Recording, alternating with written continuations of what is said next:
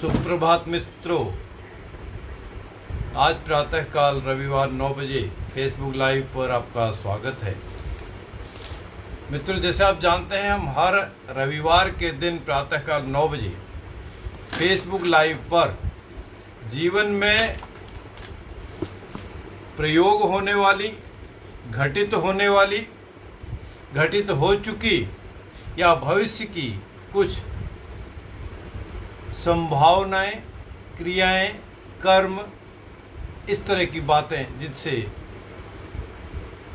सभी का कल्याण हो सके, आत्मोत्थान हो सके, उनकी कुछ चर्चाएं करते हैं। तो इसी स्पिरिचुअलिटी के आज के क्रम में हम बात करेंगे धन की। धन अर्थात वेल्थ, मनी। तो 5 तरह के धन अत्यंत विशिष्ट माने गए हैं, श्रेष्ठ माने गए हैं। और आइए आज हम उन्हीं 5 तरह के धन का व्याख्यान करेंगे, गुणगान करेंगे। और धन से मतलब क्या है? धन रुपए पैसे का भी धन है, सोना चांदी का भी धन है। प्रॉपर्टी मूवेबल हो या इमूवेबल हो, जमीन जायदाद हो या गाड़ी, वायुयान, किसी भी तरह का मूवेबल प्रॉपर्टी हो, वह हर तरह की धन है। तो यह धन तो एक है जिस धन से हम अपने आप को आत्मसात करके सबसे पहले स्वयं का कल्याण कर सकते हैं, अपने परिवार का कल्याण कर सकते हैं, समाज का कर सकते हैं, देश का कर सकते हैं और मानव मात्र का भी कर सकते हैं। तो ऐसे धन की बात करेंगे। इसी धन के क्रम में मैं पहले आपको थोड़ा सा हिंट दे दूं। ये कोरोना की इस महामारी में वैज्ञानिकों के द्वारा समस्त मानव कल्याण के बचाव के लिए जो भगीरथ प्रयास किए जा रहे हैं, चाहे वह इसकी वैक्सीन के रूप में हो, इसके ट्रीटमेंट के रूप में हो, इसके प्रिवेंशन के रूप में हो, इससे बचाव के लिए आपको एडवाइजरी हो, सलाह हो।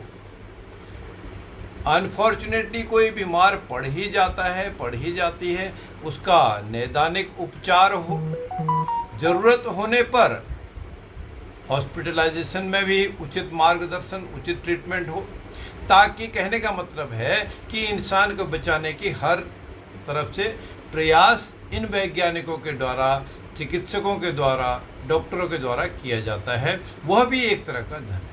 और उस धन को कैसे प्राप्त किया जा रहा है? अभी भी बहुत सारी चीज़ें, बहुत सारे प्रयोग किए जा रहे हैं। वह धन है शिक्षा का धन। शिक्षा कैसा?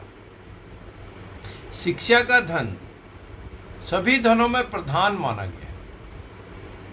और शिक्षा का धन तब है जब आप उसको ग्रहण कर लें, आप उसको आत्मसात कर लें, उसका प्रयोग भी करने की कोशिश करें और उसको बांटने की भी कोशिश करें। क्योंकि विद्या या शिक्षा का धन ऐसा धन है, उसको जितना बांटा जाएगा वह उतना ही बढ़ेगा। और यदि उसको संकुचित रूप से, संकीर्ण रूप से अपने पास ही प्रिजर्व कर देंगे तो वह धीरे धीरे क्षय होता जाता है, अर्थात कम होता जाता है। इसीलिए कहा है कि पुस्तकस्तु का विद्या परहस्तगतं धनम कार्य काले समुत्पन्ने न सा विद्या न तत्धनम। पुस्तकस्तु का विद्या, किताबों में, ग्रंथों में, पुस्तकों में लिखी हुई विद्या। विद्या तो बहुत है, पूरी दुनिया में, पूरे विश्व में हम देखेंगे बहुत सारी विद्याएं हैं। वह आज के इस आधुनिक काल में अब पुस्तकों की, छपी हुई पुस्तकों के अलावा आपको गूगल पर भी मिलती हैं और किसी भी चैनल पर भी मिलती हैं। वह भी विद्या है। तो उसमें लिखी हुई विद्या या कहीं स्टोर की हुई विद्या। परहस्तगतं धनम, जो रुपया, पैसा, मनी है, पावर है, दूसरे के पास हो। कार्य काले समुत्पन्ने, जब भी जरूरत पड़ती है उस विद्या की, उस धन की, चाहे वो लिक्विडिटी ऑफ फंड्स हो, कैश हो या किसी और रूप में हो। न सा विद्या न तत् धनम, ना तो वह विद्या काम आती है और न वो धन काम आता है। आपने देखा होगा मित्रों, न्यायालयों में भी जो वकील जिरह करते हैं वह पुस्तक लेके भी रेफरेंस देते हैं और कई बार उसको जो न्यायाधीश महोदय हैं उनको सबमिट भी करते हैं, क्योंकि हर चीज़ सबको पता हो ऐसा जरूरी नहीं है। तो पुस्तकों की विद्या आपको आत्मसात करनी ही पड़ेगी। उस विवेक को विवेकपूर्ण रूप से यूज करके उसको बताना पड़ेगा और जितनी बार आप उसको बताएंगे, पढ़ाएंगे, उसको प्रैक्टिस करेंगे, उतना वो बढ़ता है। और इसलिए धन भी आपके अपने कंट्रोल में हो। आपने किसी को उधार दे दिया, कहीं आपने किसी डिपॉजिट में लॉक कर दिया जहाँ से आप बीच में ब्रेक ना कर सकते हैं, तो आपको ज़रूरत आज है, 5 साल बाद, 2 साल बाद, 1 साल बाद मिला, तो वह समय तो निकल गया। तो इसलिए शिक्षा का धन की बात थी, जो दूसरे धन की बात अभी हम करते हैं, सर्वश्रेष्ठ है। सभी धर्मों में प्रधानता लिए हुए है, सभी चीज़ के लिए शिक्षा काम आती ही है। हम भाषा कुछ भी यूज करें, प्रयोग किसी भी चीज़ में करें, हमने बात तो की थी अभी कोरोना से लेके वैज्ञानिकों की, इसी तरह और विधाएं भी हैं, और कार्यों के लिए भी हैं, इंजीनियरिंग के लिए भी है, पढ़ाने के लिए भी है, पढ़ने के लिए भी है, बताने के लिए भी है, सीखने के लिए भी है, सिखाने के लिए भी है। तो शिक्षा रूपी धन पहला धन है 5 तरह के धन में, जो सर्वश्रेष्ठ है। अब दूसरा धन गुणकारी होने का धन या सद्गुणी होने का धन। सद्गुणी कैसे होंगे?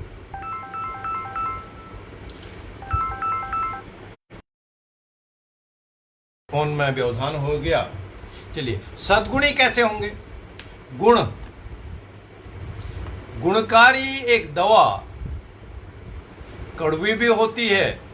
करेला जो खाने में, भोजन करने में, भक्षण करने में कड़वा तो होता है, लेकिन उसे गुण बहुत है। उसका पेट, आपका आमाशय, पित्ताशय उसको कंट्रोल करता है। किसी जातक जातिका को यदि ये शुगर की बीमारी, उसमें भी फल देने वाला है। गुण, इंसान के पास पैसा तो नहीं है, किसी के पास यदि धन ना भी हो, पैसा ना भी हो, रुपया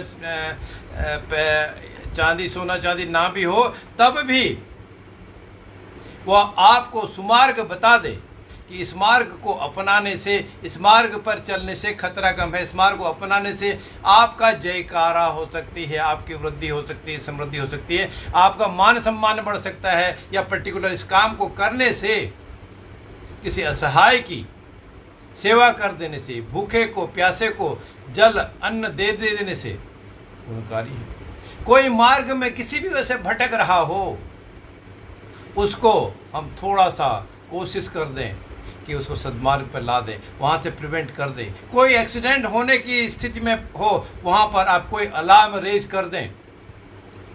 कभी कभी ऐसी खबर भी आती है, ट्रेन आ रही है, कहीं एक पटरी टूटी हुई है, दूर के बातें कहीं दिखती हैं, तो उस इंसान ने अपनी शर्ट उतार करके ऐसे दिखा दी, लहरा दी, और ट्रेन के इंजन ने 2 किलोमीटर दूर से उसको देख लिया, उसने वहीं से ब्रेक लगा दी और ट्रेन रुक गई, एक्सीडेंट होने से बच गया।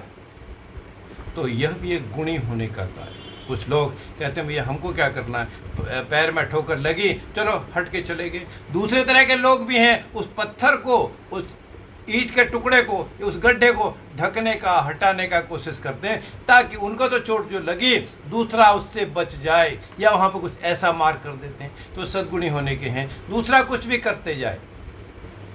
अब आज के समय में यह बात भी अक्सर डिबेट में आती है कि कोई आपकी तरफ आंख उठाकर देखता है तो ठीक है, अपनी आंखें नीची कर लें, उस रास्ते से हट जाएं। अब ठीक है, आज के समय में कुछ उत्साही लोग कहते नहीं, वो उसने मुझे आँख कैसे दिखा दी, मैं तो उससे बात करूँगा। रोड रेज की इस तरह की बहुत सारी संभावना होती हैं, और किसी भी कार्य को कर देने से, आपसे कितना भी गलती हो गई हो, सामने वाला कितना भी दुष्ट हो, क्योंकि सज्जन अगर होगा वह तो फिर नेगेटिव कार्य नहीं करेगा, कितना ही दुष्ट हो, आपने हाथ जोड़ दिया, छोटी सी स्माइल पास कर दी, गलती भले ही उसी की हो, सॉरी आपने कर दिया, तो वह कितना भी दुष्ट हो उसकी भी आत्मा कहीं न कहीं किसी न किसी रूप में परिवर्तित होती है। वह तुरंत एक्ट करे या ना करे, बताए या बाद में सोचे, तो उसका भी हृदय परिवर्तन होता है। तो इस तरह के गुणवान होना, सद्गुणी होना, जिससे अपना भी भला हो, दूसरे का भी भला हो। और कोशिश की जाए कि भोजन की ही बात थी, गुणी की बात थी, हमने शुरुआत की, भूखे और प्यासे को भोजन और जल यदि हम दे सकें तो एक बहुत ही उपयोगी होगा। क्योंकि हम मानव मात्र को भगवान ने, परम पिता ने बाकी प्राणियों से, बाकी जीवों से कुछ अलग बनाया है, कुछ अधिक संपन्नता दी है, अधिक विचार दिए हैं, अधिक साधन दिए हैं। उन साधनों का प्रयोग हम अपने लिए तो करें, लेकिन लिमिटेड स्फेयर तक, एक सीमित मात्रा तक, जितना बहुत जरूरी हो। बहुत ज़्यादा भोजन कर लेना कितना ही स्वादिष्ट हो वो भी अच्छा नहीं। प्रकृति का, नेचर का दोहन भी बहुत ज़्यादा कर देना वह भी अच्छा नहीं। इसलिए कहा कि excess of everything is bad. बहुत सारी चीज़ों को अपने आप ही इकट्ठे कर लेना, अपने पास ही रख लेना, इतना भी ठीक नहीं। लेकिन उसको यथा संभव जितना ज़रूरी हो उसका प्रयोग भी करें, उसका हम दूसरे को बांटें भी। और यही गुण सद्गुणी होने के कुछ लक्षण हैं। तो दूसरी बात थी 5 तरह के धन में ये सद्गुणी होने का धन। अब तीसरे तरह का धन, स्वास्थ्य का धन। स्वस्थता रहना, स्वस्थ रहना, तो उसके बिना तो कुछ हो नहीं सकता। हम कितने ही हमारे पास बुद्धि हो, विवेक हो, शिक्षा हो, गुण हो या नेगेटिव कुछ भी हो, यदि स्वास्थ्य ही नहीं है तो बेचारा उठ ही नहीं पाता, कुछ कर ही नहीं पाता। कुछ खाए तो डाइजेस्ट नहीं, ना खाए तो इरिटेशन भी है, बहुत दिक्कत है। तो स्वास्थ्य सही होना, स्वास्थ्य सही रख पाना एक बहुत ही गुण की बात है। या ठीक है, भाग्य की भी बात है, लेकिन भाग्य के सहारे ही हम कर्म को तो नहीं छोड़ सकते।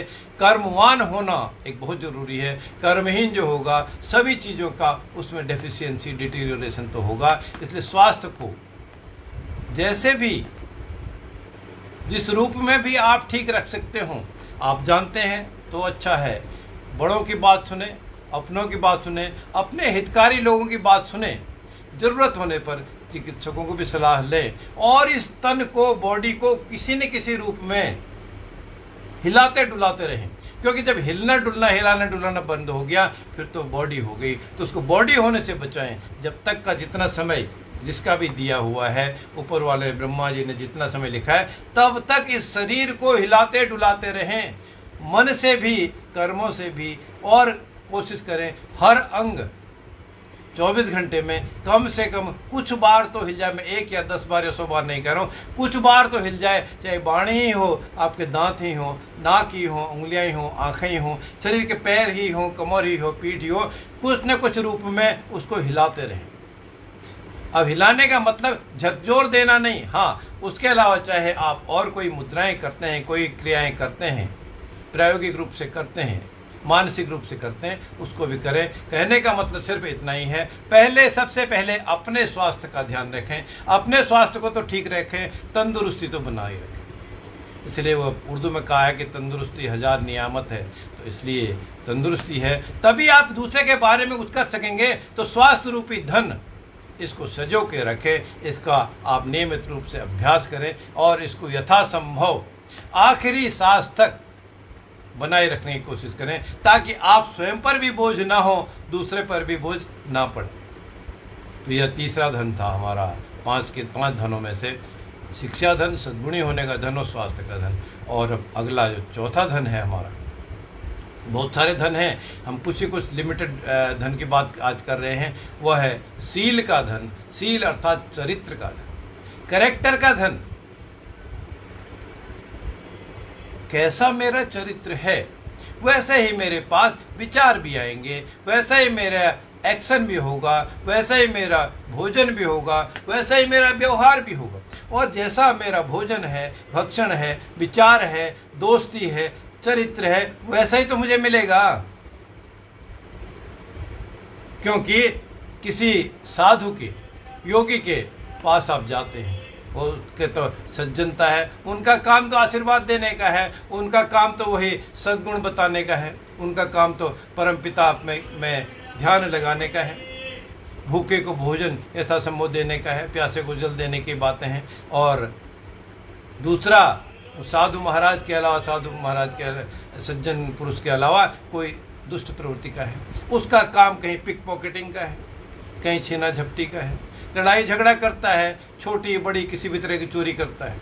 अब चोर एक कोई 1 रुपये चराने वाला भी, उसका कैरेक्टर भी वही है, 1 करोड़ वाला भी है, 1 अरब वाला भी है। किसी भी साधन से अपने कैरेक्टर को बिगाड़ना। अब बड़ी चोरी किया तो कैमोफ्लाज हो गई, छुप गई, छुपा ली गई, वह भी चरित्र तो अच्छा नहीं है, सील तो उसका भंग है। तो चरित्र को भी हम, अपना कैरेक्टर को भी बनाए रखें। क्यों महापुरुषों की याद करते हैं, भगवान श्री राम का कैरेक्टर, श्री कृष्ण का कैरेक्टर क्यों याद किया जाता है? इसीलिए याद किया जाता है।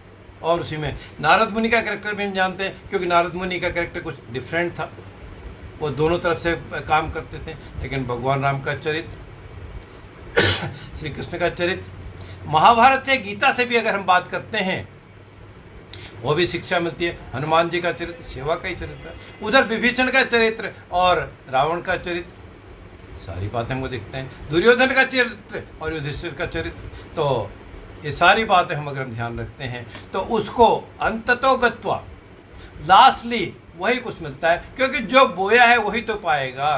बोया पेड़ बबूल का, आम कहाँ से खाए। इसलिए हम अपने चरित्र को यथासंभव सहेज के रखें, जितना जरूरी हो उतना हम एक्ट जरूर करें, लेकिन सुधार की, सीखने की, बढ़ने की हमेशा संभावना रहती है, गुंजाइश रहती है। हर किसी से हर पल प्रतिपल प्रतिक्षण, हम कहीं भी हों, किसी भी स्थिति में हों, कुछ भी कर रहे हों, हम किसी पार्टी में हों, हम किसी भोजन के लिए गए हुए हों, हम किसी भी देश में हों, क्षेत्र में हों, विदेश में हों, किसी मॉर्निंग के लिए, अशुभ घड़ी में, शोक के लिए गए हों, हर तरह हर समय हम सीखते हैं।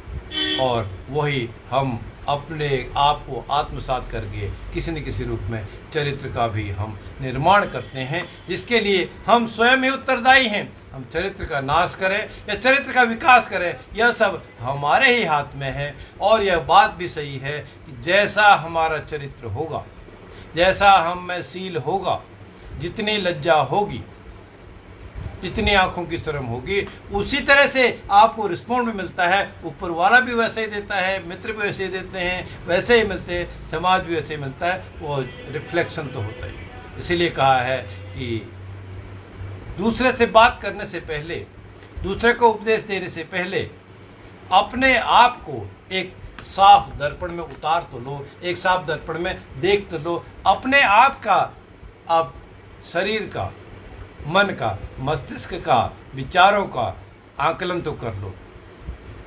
दर्पण में देखने का मतलब, आप कपड़े पहने का आपको फेस थोड़ा सा दिख रहा है, उसका मतलब दर्पण देखने का मतलब है कि अपने आप की खोज खुद तो कर लो।